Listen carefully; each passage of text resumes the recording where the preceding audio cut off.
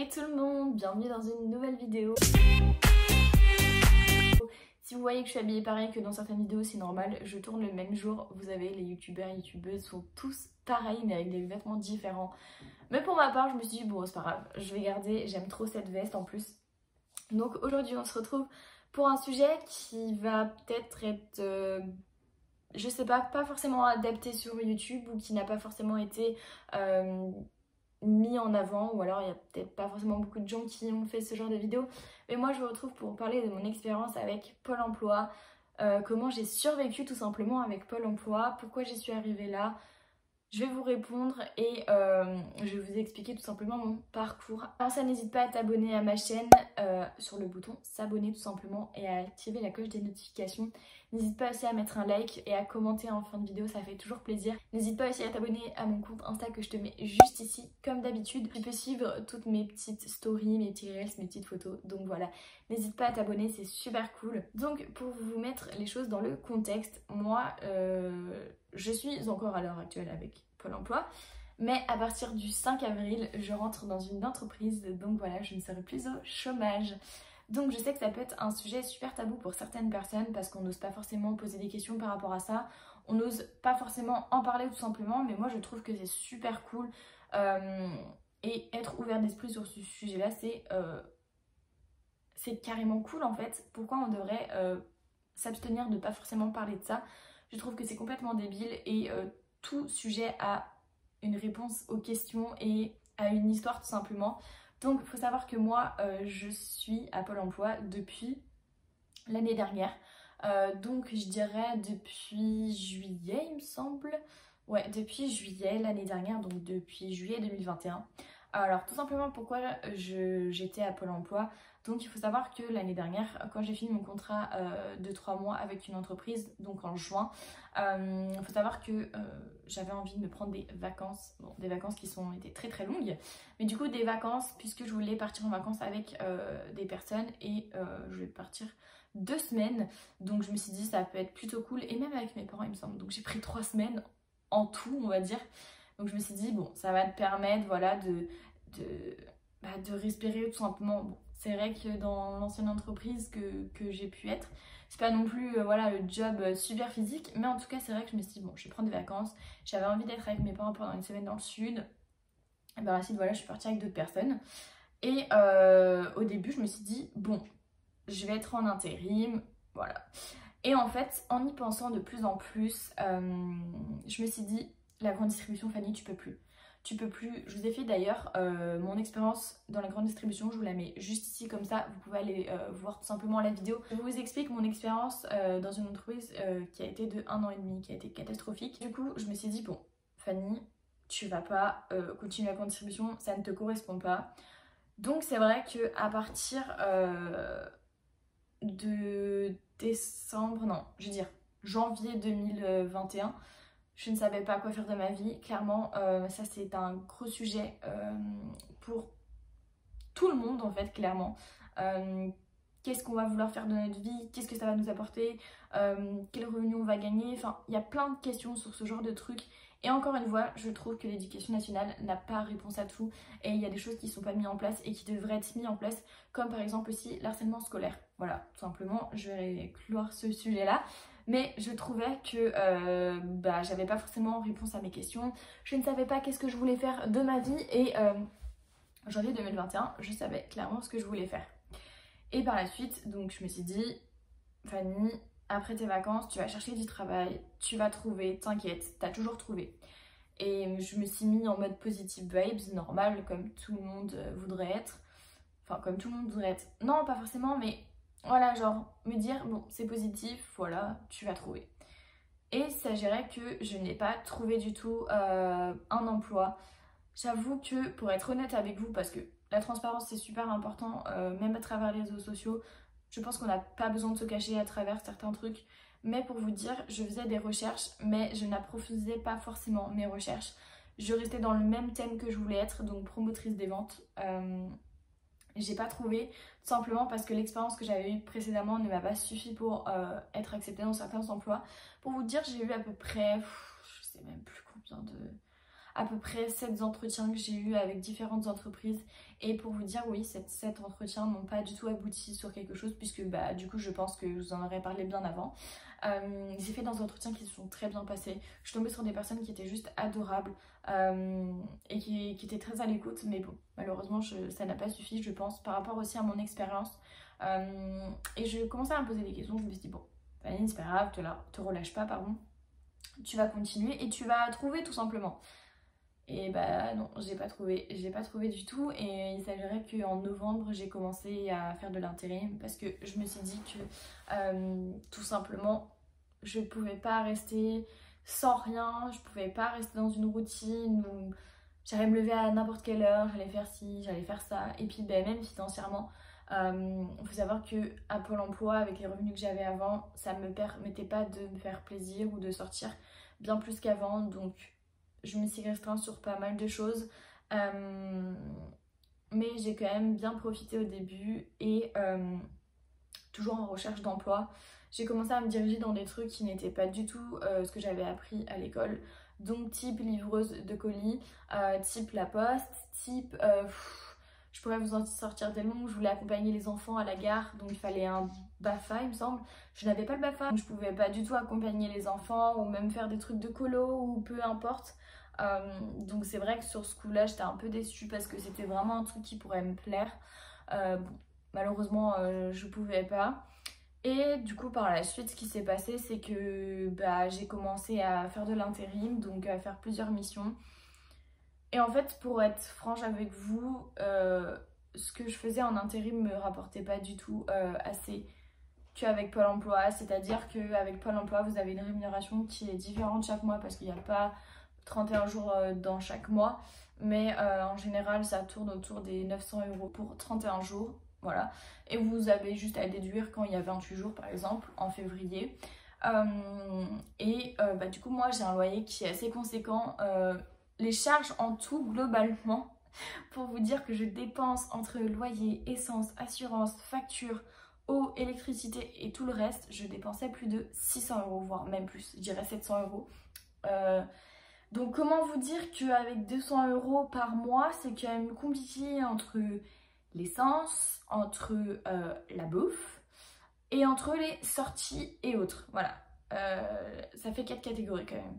Faut savoir que l'essence, ça a augmenté avec ce qui s'est passé dernièrement.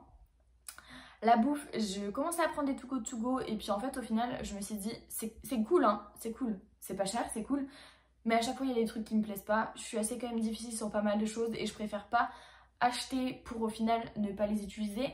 Type une fois ça m'est arrivé d'avoir une part de 6 personnes comme ça à la myrtille, une tarte à la myrtille, je ne l'ai pas mangée, je n'aime pas ça en fait. Et le produit en lui-même je savourais pas et du coup bah malheureusement j'ai dû le jeter et ça je peux pas en fait. Enfin il y a tellement de gens qui meurent de faim dans le monde que je pouvais pas me permettre de recommencer à faire to go sachant qu'il y a des trucs qui me plaisaient pas.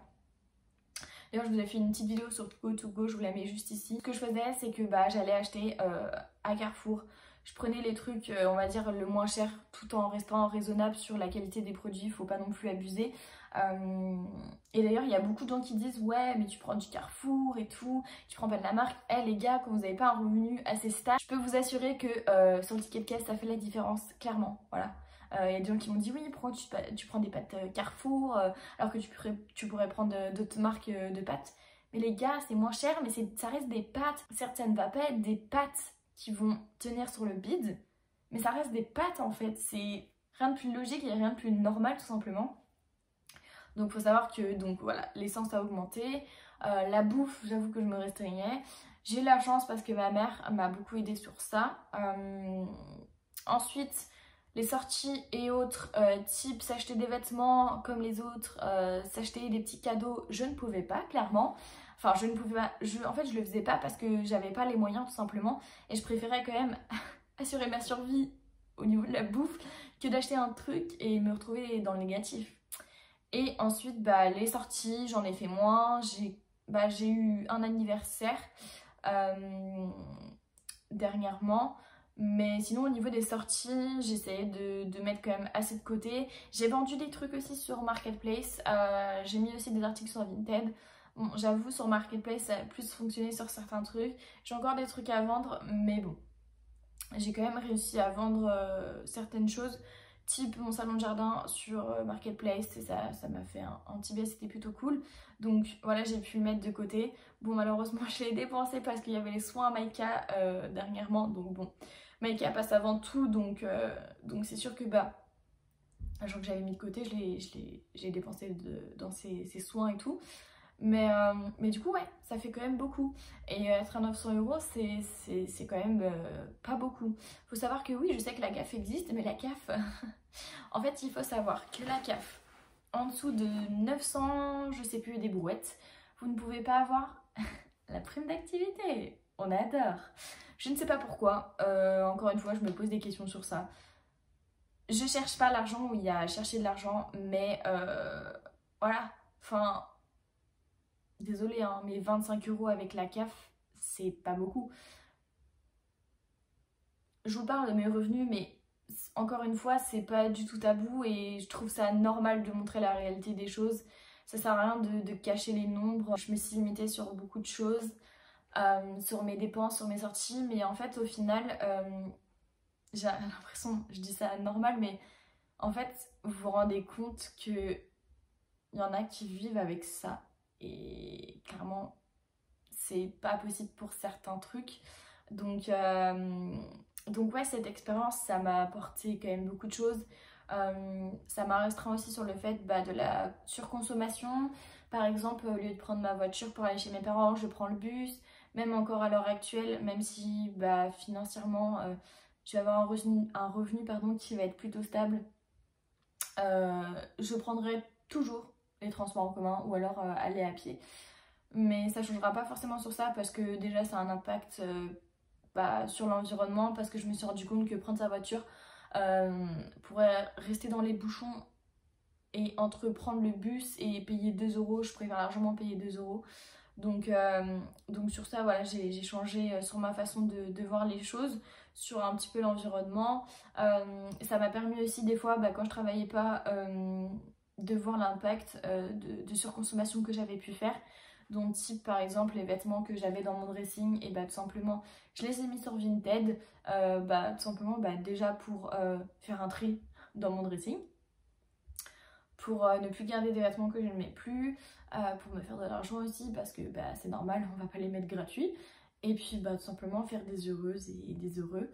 Donc ça m'a permis de faire un gros tri. J'ai écouté le début d'un podcast hier d'une fille qui s'appelle Chloé, je ne sais plus c'était quoi comme nom de famille, je crois que c'était Chloé Bloom. Et en fait cette fille dans ses podcasts, elle disait qu'on s'attache à nos biens matériaux, mais en fait au final ces biens là du jour au lendemain on peut ne plus les avoir, et il faut savoir vivre avec le peu de choses qu'on a. Donc c'est vrai que ça m'a mis une grande claque dans la gueule parce que je me suis dit putain, mais t'as quand même beaucoup trop de choses dans ton appartement dont tu ne sers pas forcément, ou alors ça pourrait tout simplement dégager parce que ça n'a rien à faire ici. Je me suis aussi rendu compte que mon appartement que j'avais ne me servait absolument à rien en termes de surface en mètres carrés, puisque c'est beaucoup trop grand. Donc dans mes précédents vlogs il me semble, ou alors le prochain qui va arriver, je ne sais plus, j'ai expliqué tout simplement que j'allais peut-être déménager un jour ou l'autre, puisque tout simplement je suis en recherche d'appartement pour prendre un appart qui est plus petit en termes de mètres carrés. Je ne dis pas prendre un 5 mètres carrés, enfin entre parenthèses, mais en vrai honnêtement mon balcon ne me sert à rien, ma chambre est beaucoup trop grande, donc j'aimerais quand même diminuer au niveau aussi du loyer, comme ça je pourrais mettre plus de côté. Donc c'est vrai qu'on se rend compte que en fait en ayant si peu comme revenu par mois, on dépense sur des choses inutiles. Par exemple, encore un achat inutile que j'ai fait dernièrement, et franchement je m'en veux parce que je suis beaucoup trop stupide. J'ai voulu me faire plaisir, j'ai voulu me dire bon ça te fera plaisir et tout. J'ai acheté des capsules chez Peggy Sage la dernière fois. Clairement, pour vous dire, c'est de la grosse merde. N'achetez pas ces produits-là. C'est les poses américaines qu'on met sur les doigts. Enfin, ou alors en tout cas, c'est moi qui les mets mal. Mais du coup, je conseille pas forcément ces produits-là. Mais tout simplement, j'ai dépensé plus de 150 balles dedans. C'est énorme, 150 balles, je sais pas si vous vous rendez compte, mais 150 balles, on peut faire énormément de choses avec, normal. Mais voilà, j'ai encore fait une erreur et j'apprendrai de mes erreurs. C'est pour ça que j'ai acheté un petit journal et en fait je regroupe tous mes achats, je vais vous le montrer. Donc voilà, j'ai acheté un petit carnet. Alors, le magasin à chaque fois j'oublie toujours. Je crois que c'est Teddy, je sais plus exactement. Si vous me suivez sur les réseaux sociaux, de toute façon je l'ai mis en photo dans mes stories dernièrement. Donc ce journal là, je l'ai acheté pour 3 euros il me semble, 3 ou 5 euros, je sais plus. Franchement honnêtement c'est pas cher pour un livre, surtout pour du papier. Et du coup à l'intérieur c'est un petit carnet avec des petits pointillés, je sais pas si vous voyez. Hop. Donc voilà, donc au début voilà, j'ai marqué que c'était mon carnet, pas comme un journal intime. Donc j'ai acheté des petits bloc-notes avec différentes tailles. Et en fait, je me suis fait une petite liste de tous les achats que je voudrais faire prochainement, les voyages et autres. Et comme ça, en fait, ça me permet d'avoir un visuel sur ce que je voudrais acheter plus tard et pas de l'acheter directement quand je vais en magasin, à la Fnac. Je vous ai fait des TikTok sur, par exemple, la consommation des livres. Donc c'est vrai que j'avais pas pensé avant, moi qui avais l'habitude d'acheter mes livres à la Fnac. Je me suis dit, merde Fanny, quand même, tu dépenses autant dans un livre alors que ça se trouve tu pourrais le trouver sur Vinted ou Marketplace. Du coup j'ai fait mes petites recherches et pour vous dire le livre de Léna Mafouf, donc Léna Situation, qui coûte 18,90 € à la Fnac, je l'ai eu, attention, pour 4 € sur Vinted sans frais de port. Alors je crois que ça c'est quand le produit n'est pas vendu depuis hyper longtemps, je sais plus du tout. Et en fait ce qui s'est passé c'est que bah j'en ai acheté plein d'autres. Et en fait, c'est des livres que je compte lire absolument, donc c'est pas du tout une consommation, une surconsommation, pardon, qui est exagérée, mais je compte bien lire ces livres parce que c'est des livres qui vont m'apporter énormément de choses et c'est pas des livres que je vais laisser traîner pendant 107 ans. Mais du coup, voilà, je me suis fait un petit truc, donc là, j'ai fait les voyages. Ensuite, j'ai fait les projets. Ensuite, j'ai fait mes futurs achats. Donc voilà, j'ai marqué les livres que j'avais envie d'acheter. Par exemple, j'aimerais bien m'acheter l'iPhone 13 Pro. Il faut savoir qu'à la Fnac, ils vont faire une reprise dessus sur votre ancien téléphone. Et moi, il est estimé, bah du coup, je pourrais l'acheter à peu près 800 €. Donc ça, c'est un futur achat. Une nouvelle caméra, un stabilisateur. Donc voilà, c'est des trucs que je mets de côté et que sans doute, en fait, j'achèterai beaucoup plus tard. En fait, je me dis qu'au lieu d'acheter sur un achat compulsif, vaut mieux tout noter et acheter petit à petit. Et en fait, c'est le gros défaut que j'ai. C'est la surconsommation et l'achat impulsif. Ça, c'est un gros défaut. Mais du coup, bah, que j'essaye d'enlever tout simplement. Et avec Pôle emploi, ça m'a permis énormément de me rendre compte que bah, voilà, on n'est pas forcément obligé d'acheter le jour même, le mois même, les années même. Sur certains trucs, par exemple, si vous achetez une nouvelle voiture, regardez avant les trucs les plus intéressants. Enfin, ça sert à rien d'acheter des trucs pour les acheter directement. Ça va être un plaisir qui va être instantané, mais au final, le lendemain, vous allez vous dire, bon, j'ai juste acheté, c'est cool. Alors que plus vous allez attendre, plus vous allez vous dire, oh, ça me démange, j'ai trop envie de le lire. Là, j'ai plus de livres à lire que pour l'instant, j'en ai 7 à lire, mais je vais pas en racheter les suivants puisque j'ai pas fini mes 7. Ça m'a permis de me rendre compte que voilà, tout n'est pas acheté directement. En termes bah, de sortie, j'ai pas non plus fait des extras. Je me suis quand même restreint. Il faut savoir que c'est bien de sortir, mais je pense que voilà, je le vois différemment par rapport à certaines potes qui, elles, sortent tout le temps. Et enfin, par rapport à moi en tout cas, enfin, je pense qu'il y a quand même une large différence. Mais du coup, moi je me dis, moins je sors et plus je prends de temps pour construire mon avenir. Et le jour où financièrement je pourrais me permettre de sortir autant que ces personnes sortent, je le ferai. Certes, je le ferai plus tard, mais je le ferai quand même et on s'amusera.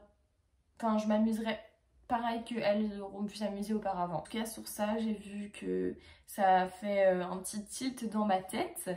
Et puis, ben, en vrai, je pense que ça m'a apporté aussi bah, le fait que même il y a des gens en fait qui vous aident, qui vous appellent tous les mois pour faire un petit bilan de où vous en êtes. Et franchement, j'ai eu la chance de tomber sur une conseillère. En fait, je pense que même à Pôle emploi, ils sont tous aussi gentils, qui, dès que je lui ai annoncé que j'avais eu le job sur lequel je lui avais parlé, elle était trop contente. Et ça m'a fait plaisir parce que je me suis dit, putain, en vrai, on a de la chance en France, on est bien accompagné. Certes, Pôle emploi, c'est pas un SMIC qu'on vous donne tous les mois, mais au moins il y a des aides qui sont mises en place. Il y a même oh, je sais plus comment ça s'appelle, mais on vous aide à refaire votre CV, on vous aide à chercher du travail, à vous rediriger dans une branche qui n'est pas du tout la vôtre de base. Et ça m'a fait du bien, même si bon, j'étais toujours butée sur le truc de promotrice. Bah, j'y suis arrivée et franchement, ça c'est cool en fait, parce que on aura beau dire ça me plaît pas, ça me plaît pas, mais en fait, tant qu'on n'a pas essayé, on peut pas savoir. Et je trouve ça grave cool parce qu'ils m'ont aidé vraiment de A à Z. Les entretiens, il y a des fois ça durait 2 heures parce que je parlais aussi de projets sur mon avenir et les gens s'intéressent beaucoup, ils prennent le temps et même s'ils sont payés pour ça, je pense qu'ils sont tout aussi transparents et tout aussi bienveillants envers tout le monde. Et ça, je trouve ça grave cool que bah, ce soit mis en place. Donc voilà, si vous vous retrouvez dans la même situation que moi pour l'instant, je trouve ça cool d'avoir un accompagnement sur pas mal de trucs. Moi, en vrai, si j'ai des conseils à vous donner, si vous êtes dans la même situation que moi, encore à l'heure actuelle, c'est vraiment de faire, je sais pas comment expliquer, de faire un point sur, vous avez vos dépenses à faire chaque mois, vous avez tant que vous recevez, je dois mettre tel argent dans telle branche. Je dis pas qu'il faut se priver, mais le peu de temps où vous allez être à Pôle emploi, vous allez prendre conscience que faut pas dépenser dans tout. Par exemple, faites-vous un budget, je sais pas, nourriture, essence et autres. Je sais qu'avec l'augmentation de tout à l'heure actuelle, c'est compliqué d'en vivre et ça, franchement, je le suis, donc je sais très bien comment c'est. Mais si j'avais un conseil à vous donner, c'est ouais, faire des... Par exemple, les pochettes budgétaires, je sais que ça existe. C'est des méthodes américaines que certaines filles ont faites pour tout simplement mettre de côté et économiser son argent. J'avais commencé, mais au final, je me suis dit avoir du liquide chez soi, c'est pas bon. Ça, c'est pas bon. On connaît pas les gens et on sait pas qui on ramène chez nous. Même si ça peut être des potes d'enfance depuis 10 ans, on sait pas du tout. Donc je me suis dit, bon, je vais faire plutôt sur internet, ça va être mieux. Et ouais, ça m'a permis d'économiser. Bon, certes, du coup, je l'ai dépensé pour les frais de Maïka, mais au moins, je me suis dit, j'ai pas à prendre ça sur mon compte. Donc c'est trop bien en fait. Donc voilà, si j'avais des conseils à vous donner sur ça, ça peut être vraiment de faire le point sur vos dépenses, sur vos achats à faire plus tard, de valoriser les trucs qui sont le plus importants à votre survie en quelque sorte. Ensuite, par la suite, de faire des recherches sur le site. C'est vraiment cool, ils proposent vraiment de tout, de mettre des filtres si vous êtes dans la branche du commerce, si vous êtes dans la branche de restauration, si vous êtes dans la branche de faire, je sais pas, vous adorez conduire, vous avez trop livré des colis et tout. Voilà, il y a plein d'annonces, mais en vrai il y a plein d'annonces. Après voilà, je sais très bien ce que c'est les entretiens d'embauche. Ça propose du travail mais ça accepte pas tout le temps, mais voilà, faut se démarquer, faut être naturel en fait. Je pense qu'il faut être naturel.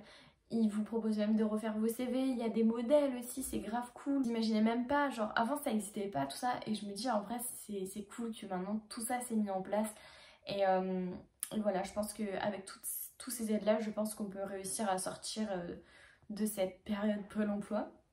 Donc voilà, moi en tout cas j'espère que cette vidéo vous aura plu, que je vous ai apporté des petits conseils. Si vous avez des questions, n'hésitez pas à les mettre en commentaire. Vraiment, c'est pas du tout tabou pour moi. J'y répondrai avec plaisir. N'hésitez pas aussi à t'abonner à ma chaîne, à cliquer sur le bouton s'abonner et à mettre la cloche des notifications comme d'hab.